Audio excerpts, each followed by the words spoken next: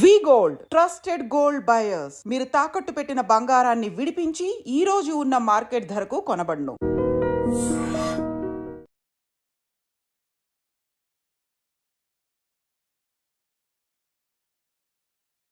విజయనగరం జిల్లాలో తీవ్ర విషాదకర ఘటన చోటు చేసుకుంది. కార్ లాక్ పడిపోవడంతో ఊపిరాడక నలుగురు చిన్నారులు మృతి చెందినటువంటి తీవ్ర విషాదకర ఘటన గ్రామంలో పూర్తిగా శోకసంద్రం అయిపోయిందని చెప్పొచ్చు. ప్రతి ఒక్కరూ కన్నీటి పర్యంతమవుతున్నారు. ఆడుకోవటానికి కారు ఎక్కినటువంటి పిల్లలు సరదా అనుకున్నారు, కానీ ఆ కారులోనే తమ ప్రాణాలు పోతాయని తెలుసుకోలేకపోయారు. నలుగురు కూడా ద్వారపుడి గ్రామానికి చెందినటువంటి చిన్నారులు కావడంతో ఆ ఊరంతా బోరున విలిపిస్తోంది. ఇక పిల్లల తల్లిదండ్రుల రోదనైతే కూడా ఎవ్వరూ అసలు వర్ణనాతీతం. ప్రతి ఒక్కరూ కూడా తీవ్రంగా బాధపడుతున్నారు, కంటతడి పడుతున్నారు. అయితే వీరు ఉదయం ఆడుకోవటానికి బయటకు వెళ్ళారు. అప్పటి నుంచి నలుగురు పిల్లలు కనిపించట్లేదంటూ వీళ్ళ కోసం వెతుకుతున్నారు పేరెంట్స్. కానీ అక్కడ స్థానికంగా ఉన్నటువంటి మహిళా మండలి కార్యాలయం వద్ద ఒక బ్లూ కలర్ కారు ఆగి ఉంది. ఆ కారులో పాపం పిల్లలు సరదాగా ఆడుకుందామని ఆ కారు ఎక్కారు. ఎక్కిన తర్వాత వాళ్ళు డోర్స్ క్లోజ్ చేశారు. ఇంతలోనే అది లాక్ పడినట్టుంది. పూర్తిగా ఊపిరి ఆడలేనటువంటి పరిస్థితిలో నలుగురు చిన్నారులు ప్రాణాలు ఇచ్చారు ఆ కారులోనే. మాటలు కూడా రావటం లేదు చెప్పడానికి, ఎందుకంటే చాలా బాధాకరమైన విషయం ఇది. అంతలోనే ఆడుకోవటానికి బయటకు వెళ్ళిన పిల్లలు విగత జీవులుగా మారిపోతారని ఆ తల్లిదండ్రులు కూడా ఊహించలేదు. ఉదయం నుంచి వెతుకుతూనే ఉన్నారు, ఎందుకంటే ఎవరు ఊహించరు. బయట ఎక్కడో తిరుగుతూ లేకపోతే ఎవరింటికైనా వెళ్ళారేమో, లేకపోతే ఎక్కడికో ఆడుకోవటానికి వెళ్ళి ఉంటారు, వచ్చేస్తారు అనే ఆలోచనలో ఉంటారు. కానీ ఇలా కారులోనే వాళ్ళ ఊపిరి ఆగిపోతోంది అనేటటువంటి ఇలాంటి ప్రమాదాన్ని ఎవరు ఊహించరు కాబట్టి వాళ్ళు తెలుసుకోలేకపోయారు. అయితే వాళ్ళు పిల్లల కోసం వెతుకుతూ ఉండగా ఆ కారులో నలుగురు పిల్లలు కూడా విగత జీవులైనటువంటి ఘటన చాలా బాధాకరమైన విషయం. వీరంతా కూడా పూర్తి డీటెయిల్స్లోకి ఒక్కసారి వెళ్దాం. ద్వారపుడి గ్రామానికి చెందినటువంటి నలుగురు పిల్లల వివరాలు ఏంటో కూడా ఒకసారి చూద్దాం. మంగి బుచ్చిబాబు భవానీ దంపతుల కొడుకు 8 సంవత్సరాల ఉదయ్, అలాగే బుర్లు ఆనంద్ ఉమా దంపతుల 2 కూతుర్లు కూడా ఈ ప్రమాదంలో తమ ఊపిరాడక ప్రాణాలు కోల్పోయారు. చారుమతి 8 సంవత్సరాల పాప, అలాగే 6 ఏళ్ల పాప చరిష్మా, కంది సురేష్ అరుణ దంపతుల కూతురు మనస్వి, మొత్తం నలుగురు చిన్నారులు ఈ ఘటనలో మృత్యువాత పడ్డారు. ఎందుకంటే చాలా బాధాకరమైన విషయం. అప్పటికి ప్రతిసారి కూడా మీడియా ద్వారా హెచ్చరిస్తూనే ఉన్నాం, ఒక్క 5-10 నిమిషాలు మీ కళ్ళ ముందు కనబడకపోతే మీ పిల్లలు ఎక్కడికి వెళ్ళారు, ఏం చేస్తున్నారు, ఎటు పోయారు, ఒక్కసారి మీరు గమనించుకోండి, అలర్ట్గా ఉండండి. ఎందుకంటే ఒకప్పట్లాగా కుదురుగా ఉండే పిల్లలైతే ఇప్పుడు కాదు. వాళ్ళకి ఇండివిజువాలిటీ పెరుగుతోంది, ఎక్కడెక్కడో ఆడుకోవడానికి బయటకు వెళ్ళిపోతున్నారు. సరే 8 ఏళ్ళు 6 ఏళ్ళు ఉన్నాయి కదా, వాళ్ళు ఎక్కడికి వెళ్ళిపోతారు, ఎప్పుడు ఈ వీధి అలవాటే కదా, ఇక్కడే ఎక్కడో ఉండుంటారు అనే ఆలోచనలోనే చాలామంది తల్లిదండ్రులు ఉంటున్నారు. ఈ మధ్య అది కూడా ఈ సమ్మర్ హాలిడేస్లో ఎంతమంది చిన్నారుల ప్రాణాలు పోతున్నాయి ఒక్కసారి ఆలోచించండి. ఇక్కడ ఎవరి పిల్లల బాధ్యత ఎవరు తీసుకుంటారు? పేరెంట్సే తీసుకోవాలి. ఈతకని వెళ్తున్నారు, ఆ నదిలో మునిగిపోతున్నారు, చెరువులో మునిగిపోతున్నారు, ఊపిరాడక అక్కడే ప్రాణాలు వదిలేస్తున్నారు. కన్న బిడ్డలను పోగొట్టుకొని ఎంత కన్నీరు పెట్టుకుంటున్నా కూడా ఏమీ లాభం ఉండట్లేదు. ఇక్కడ కూడా ఉదయం నుంచి కనిపించకుండా పోయినటువంటి పిల్లల కోసం పాపం వాళ్ళు వెతుకుతున్నారు. కానీ కారులో ఆడుకోవటానికి వెళ్ళి కార్ డోర్స్ వేసుకున్నారు పిల్లలు. ఎందుకంటే ఏదో పిల్లలు ఎక్కడైనా ఖాళీగా ఏదైనా వెహికల్స్ ఉంటే అందులోని దాగుడు మూతలు ఆటలు ఆడటం ఇలాంటివి మనం చూస్తాం. ఖాళీగా పార్కింగ్లో ఉన్నటువంటి వెహికల్ బస్సు ఎక్కి బస్సు ఆట ఆడుతున్నామని, కండక్టర్ ఆట, డ్రైవర్ ఆట, ఇట్లాంటివి చిన్నపిల్లలు మనం ఎక్కువగా చూస్తూనే ఉంటాం. కానీ ఇక్కడ పెద్దవాళ్ళ పర్యవేక్షణ ఎవ్వరూ లేరు. ఈవెన్ ఆ కారు కూడా నార్మల్గా అక్కడ మహిళా మండలి కార్యాలయం దగ్గర అయితే పార్క్ చేసింది. సో కారు డోర్స్ ఓపెన్ అయ్యి ఉంటాయి. మేబీ పిల్లలు కాసేపు కూర్చొని ఆడుకుందాం, కారు అనేటప్పటికీ ఒక క్యూరియాసిటీ ఉంటుంది పిల్లల్లో, అందులో కూర్చొని ఆడుకుందాం అనుకున్నారు. కానీ డోర్స్ వీల్ వేశారు, కానీ అది డోర్ లాక్ అయిపోయింది. ఇంకా ఘటన ఊహించుకుంటేనే కన్నీళ్ళు ఆగటం లేదు. ఎందుకంటే నలుగురు పాపం ఏమీ తెలియలేనటువంటి వయసు వాళ్ళది. ఈవెన్ లాక్ పడిపోతే అన్లాక్ ఎలా చేయాలో కూడా వాళ్ళకి అసలు ఏమీ నాలెడ్జ్ ఉండదు. ఈవెన్ వాళ్ళు పాపం ఎంతసేపు ఆ విండో డోర్స్ తట్టుంటారో, ఎందుకంటే వాళ్ళకి అప్పటికే ఊపిరి ఆడకుండా ఉంటుంది కాబట్టి. చిన్నపిల్లలు పాపం, అందులో ఒక్కరు కూడా పెద్దవాళ్ళు లేరు, నలుగురు ఆ వయసు వాళ్ళే. 2 8 years పిల్లలు, ఇంకొక 2 6 years పిల్లలు.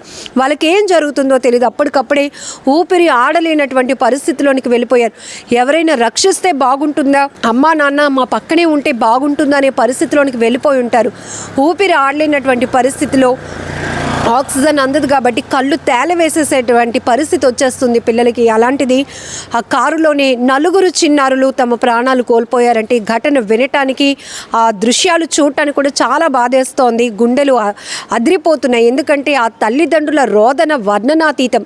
ఒకే గ్రామానికి చెందినటువంటి చిన్నారులు 4 అంటే ఇంకా గ్రామానికి అసలు కంటి మీద కునుకు కూడా లేకుండా ఉన్నటువంటి విషాదకర ఘటన ఇదని చెప్పొచ్చు. ఈ మధ్య చూస్తున్నాం ఎక్కువగా బీచ్ ప్రమాదాల్లో పిల్లలు కొట్టుకుపోతున్నారు, చెరువుల్లో ఈతకు వెళ్తున్నారని కొట్టుకుపోతున్నారు, లేకపోతే ఫ్రెండ్స్తో ఎక్కడికో వెళ్ళి ప్రమాదానికి గురై చనిపోతూ ఉన్నారు. ఆఖరికి తల్లిదండ్రులకు కడుపు కోతే మిగులుతోంది. అలర్ట్గా ఉండండి, సమ్మర్ హాలిడేస్ వస్తున్నాయి, మీ పిల్లల్ని మీరే ఎప్పటికప్పుడు మానిటరింగ్ చేసుకోవాలని నిపుణులు కూడా హెచ్చరిస్తూ ఉన్నారు. ఎందుకంటే ఒకప్పట్లా లేరు పిల్లలు. ఒకప్పుడైతే ఏదో మన ఇంటి చుట్టూ పరిసర ప్రాంతాల్లోనే ఆడుకొని తిరిగి వచ్చేసేవాళ్ళు, కానీ ఇప్పుడు అలా లేరు. అందులో ఆ 4లోనో 3లోనో ఈవెన్ 2లోనో ఒక్కరు హైపర్గా ఉన్నా ఇంకొకరు వాళ్ళ మాట విని వాళ్ళ వెనకాతలు వెళ్ళిపోతారు. అది ఏ ప్రమాదం వైపు వెళ్తాదో, ఇద్దరు ప్రాణాలు పోగొట్టుకుంటారో, ఏం జరుగుతుందో కూడా తెలీదు.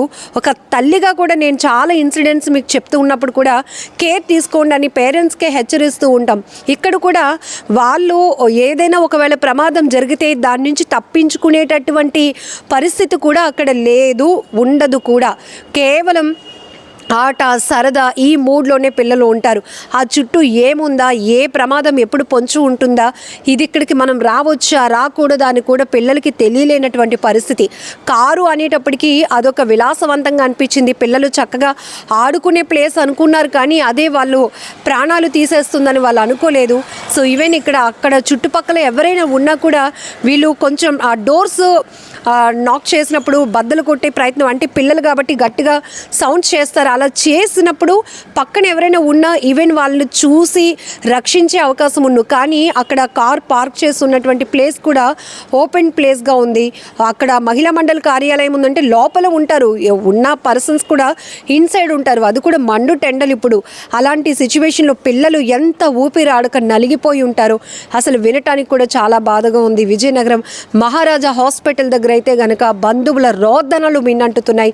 తల్లిదండ్రులు గుండెలు బాదుకొని రోధిస్తున్నారు. మా పిల్లల్ని మేము కోల్పోయాం, ఉదయం వరకు సరదాగా ఆడుకున్న మా పిల్లలు ఆఖరికి చివరి ముద్ద ఎప్పుడు తినిపించారో కూడా వాళ్ళు గుర్తు చేసుకుంటూ ప్రతి జ్ఞాపకాన్ని వాళ్ళు నెమరు వేసుకుంటూ ఆ పిల్లల్ని తలుచుకుంటూ తల్లిదండ్రులు చుట్టుపక్కల వాళ్ళు ఆఖరికి కుటుంబ సభ్యులకే కాదు, పిల్లలు ఒక వీధిలో ఉన్నారంటే వాళ్ళందరికీ చుట్టాలైపోతారు. ఎందుకంటే నిత్యం వాళ్ళు చేసే అల్లరి, ఆ చదువు, వాళ్ళ యాక్టివిటీస్ వల్ల పిల్లలు బేగా అందరికీ అట్రాక్ట్ అయిపోతారు కాబట్టి చాలా ప్రేమ పెంచుకుంటారు చాలామంది. ఇప్పుడు ఒకే గ్రామం ద్వారపూడి గ్రామానికి చెందిన 4 పిల్లలు కూడా ఈ కారు డోర్ లాక్ పడి ఊపిరాడక చనిపోవటం వల్ల మొత్తం గ్రామం అంతా కూడా కంటి మీద కునుకు లేనటువంటి పరిస్థితి.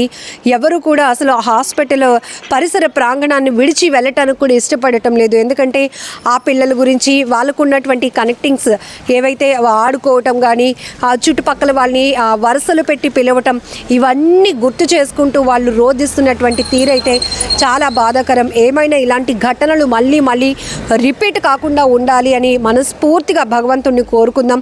ఇప్పటికే చాలా ప్రమాదాలు జరుగుతున్నాయి. ఈ సమ్మర్ హాలిడేస్ ఇచ్చిన తర్వాత ఎంతమంది పిల్లలు ఎన్ని వేరు చోట్ల జరుగుతున్న పలు ప్రమాదాల్లో తమ ప్రాణాలు కోల్పోతున్నారు. తల్లిదండ్రులు కడుపుకోత మిగులుతోంది.